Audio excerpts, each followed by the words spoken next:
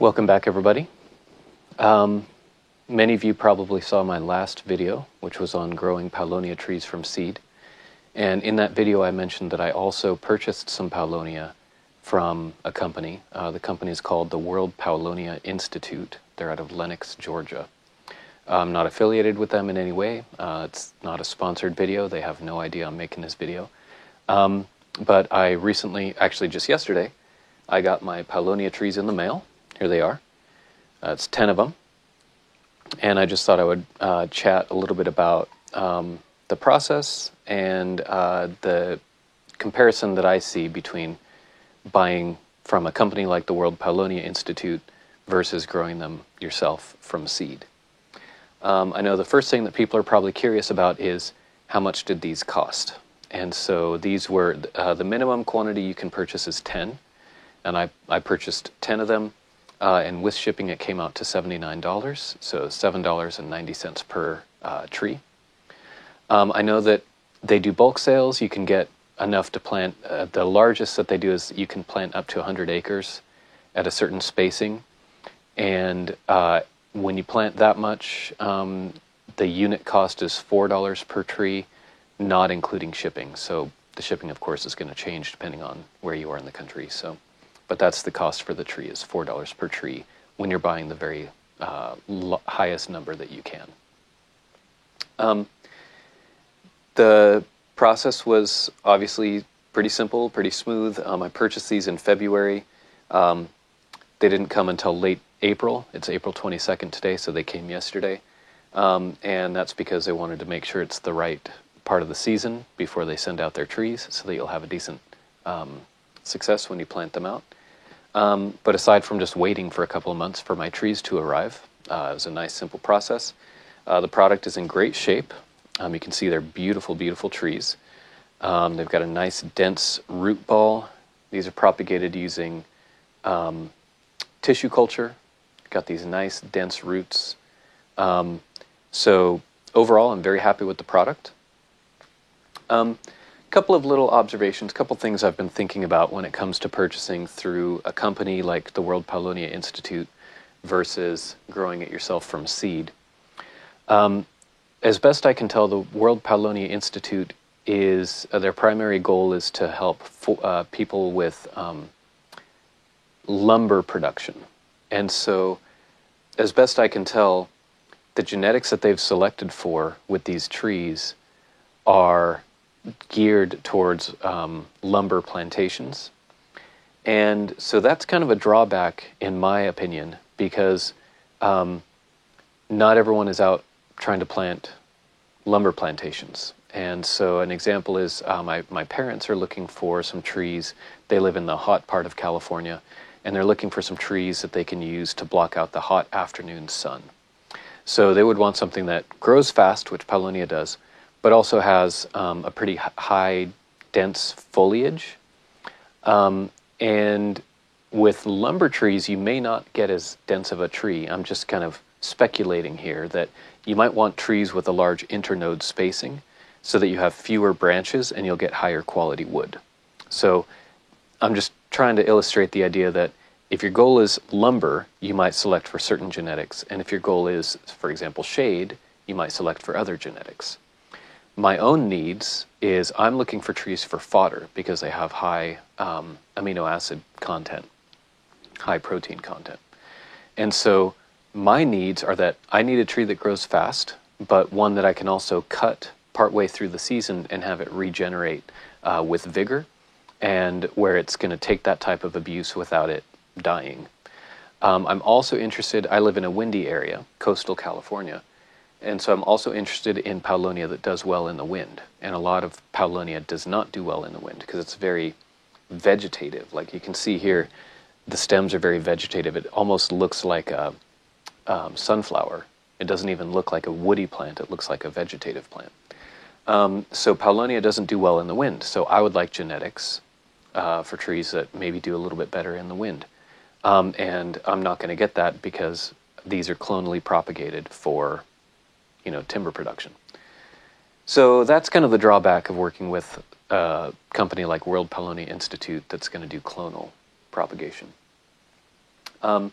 One benefit, though, is that it really shortcuts the growing process, right? When I grew these from seed, it's a very long, slow process. I bought the seed. I had to put some seed in water. I had to wait for weeks and weeks and keep checking on them to see when they were sprouting. Once they were sprouting, I had to pick them out, these tiny little seeds, and put them one by one into these trays. 3 or 4 times a day I would come in and I'd mist them with water.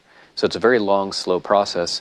And by contrast, if you put in an order with the World Paulownia Institute, you get your trees in the mail and you're good to go. And so it is, you know, kind of a benefit to just outsource all of that labor into just, you know, having trees just arrive on your doorstep. So that's something to think about. Another thing to think about, though, is being able to work with your trees before you're going to plant them out. So these just arrived yesterday.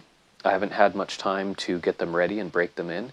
They're basically grown almost in a laboratory setting, right? They're grown from tissue culture, which means they've got these special root-producing chemicals. They take a little piece of you know, high-quality Paulownia, and then they put it through this process, and it grows roots, and it basically grows into a new tree. And then they put it into a greenhouse where all the conditions are controlled. And so you get these trees that are just very pampered. And when they arrive on your doorstep, they've never known anything about outside wind, outside temperature swings, outside humidity swings. It's all kind of controlled in these really sterile artificial environments. And so that's kind of a bummer that I have to then go out and break these in and make sure that they're prepped and able to handle the outdoors. Whereas if you grow them from seed, those are things that you can do from an early age. And you can say, I'm going to take these outside a couple times a day and let them, you know, kind of experience the wind and the breeze and everything early on, so that when I'm ready to plant, they've already been hardened off and I'm ready to go, and I don't have to go through a lengthy hardening off process with the trees that arrived in the mail. So, you know, pros and cons either way, so I would summarize it as easy, but inflexible, and I would classify this as more time-consuming and more labor-intensive, but more flexible. And so wherever you lie on that spectrum is kind of how you would probably make your decision on whether you wanted to buy through the mail or grow your own from seed. So I just thought I'd share a little side-by-side comparison with these so you can get a sense of how they look. So these are the ones I've grown from seed, and you can see there's quite a high diversity. You can see this seedling is just barely even hanging on. You have some other medium-sized seedlings, medium size here. I'd call that medium. And then you have some larger seedlings. This one's got a nice high trunk. This one's already, yeah, got a nice high trunk. This one's got multiple leaflet pairs. This one's already got some nice leaflet pairs coming out here. So you have some that are growing fast, some that are growing slow. This one has kind of a lime green color. This one also has a lighter lime green color, so that might indicate some sort of deficiency. And so you just get more of a selection to choose from, which I see that as a good thing. This is also much cheaper when you grow it from seed. I bought over 8,000 seeds and it cost me $15. Whereas, like I mentioned before, when you buy from a company, like these were $79 for 10 trees versus 8,000 seeds for 15 bucks. So you can see the quality of these trees is pretty comparable. The colors are similar, the leaf shapes are similar, the leaf sizes are similar. These have obviously had a little bit more time to grow out. They may also be superior genetics in that sense, that they might grow faster than just a random seed-grown tree.